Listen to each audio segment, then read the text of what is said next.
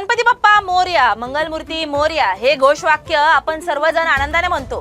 घराघरात श्रींचं आगमन झालं की साजूक मोदकांचा, खुशखुशीत नैवेद्य, आरतीचा गजर आणि भक्तिमय वातावरणात हा जयघोष आपसुकच घुमतो।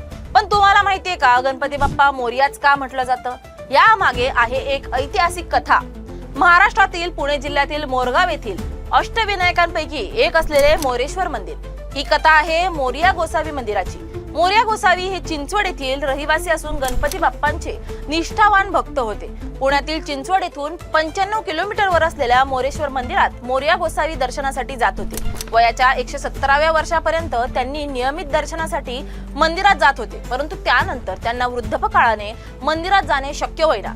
त्यामुळे ते दुःखी राहत होते। एके दिवशी गणपती बाप्पांनी त्यांच्या स्वप्नात येऊन सांगितलं की मी पहाटे तू स्नान करत असताना दर्शन देईल। त्याप्रमाणे पहाटे ते दर्शनासाठी गेले असता डुबकी मारल्यावर त्यांच्या हातात एक गणेशाची मूर्ती आली।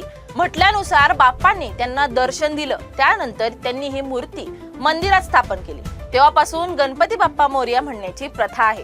गणपती बाप्पा मोरया, मंगलमूर्ती मोरया ही फक्त एक जयघोष नसून एक भक्ताच्या प्रेमाची, श्रद्धेची आणि गणेशाशी असलेल्या नात्याची आठवण आहे। पुढील भागात पाहूया गणेश भक्तीची अद्भुत कथा, अनलासूर ते दुर्वा इथपर्यंतचा प्रवास।